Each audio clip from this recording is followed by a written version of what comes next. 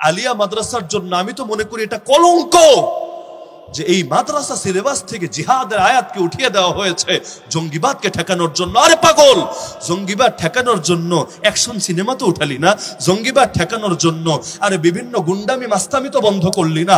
আরে তোদের জঙ্গিবাদের শিকার হয়ে আমাদের মাদ্রাসা ছেলে পেলে পর্যন্ত বাঁচছে না। আরে যাত্রাবাড়ি মাদ্রাসার ছাত্র বেচারা বের হয়েছে, ডেঙ্গুর আশঙ্কা করে হসপিটালে গিয়েছে, ট্রিটমেন্ট নিয়েছে, ওষুধ কিনতে গিয়েছে। জুম্মার নামাজের পরে সে কি জানতো যে একটা দলের জঙ্গিবাদের শিকার হয়ে তাকেও কবরে পৌঁছতে হবে? আর ওদের জঙ্গিবাদের শিকার হয়ে আমাদের অবুঝ মাসুম বাচ্চাগুলো পর্যন্ত বাঁচছে না, আর তারা কিনা হুজুরদেরকে আসে জঙ্গিবাদের সবক শেখাতে। আরে সরকারি মাদ্রাসা থেকে জিহাদের আয়াত হাদিস তো বহু আগে বিদায় করে দিয়েছে। কওমি মাদ্রাসার উপরে তো চেষ্টা চলছে, এখনো কন্ট্রোল নিতে পারে নাই, নিলে পরিণতি একই হতো। দোয়া করি এটা আল্লাহ আমাদের স্বাতন্ত্র আর স্বকীয় বৈশিষ্ট্য হেফাজতে তৌফিক দান করুন।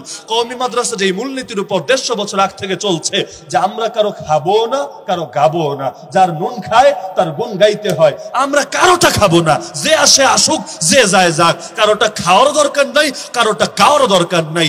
যখন খাবো না তখন না বড় গলায় বলতে পারবো, খেতে গেলেই না গলার আওয়াজ নম্র হয়ে যাবে।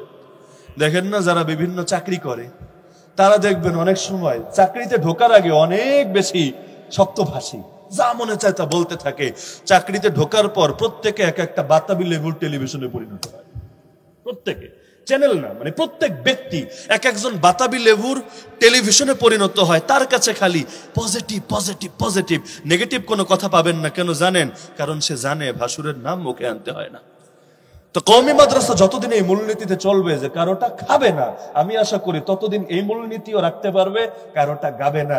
যেদিন টুকটাক টুকটাক করে খাওয়া শুরু করবে ওদিন না আগে আর উপায়ও থাকবে না। আলিয়া মাদ্রাসার জন্য আমি তো মনে করি এটা কলঙ্ক যে এই মাদ্রাসা সিলেবাস থেকে জিহাদের আয়াতকে উঠিয়ে দেওয়া হয়েছে জঙ্গিবাদকে ঠেকানোর জন্য। আরে পাগল, জঙ্গিবাদ ঠেকানোর জন্য অ্যাকশন সিনেমা তো উঠালি না, জঙ্গিবাদ ঠেকানোর জন্য আরে বিভিন্ন গুন্ডামি মাস্তামি তো বন্ধ করলি না। আরে তোদের জঙ্গিবাদের শিকার হয়ে আমাদের মাদ্রাসা ছেলে পেলে পর্যন্ত বাঁচছে না। আরে যাত্রাবাড়ি মাদ্রাসার ছাত্র বেচারা বের হয়েছে, ডেঙ্গুর আশঙ্কা করে হসপিটালে গিয়েছে, ট্রিটমেন্ট নিয়েছে, ওষুধ কিনতে গিয়েছে।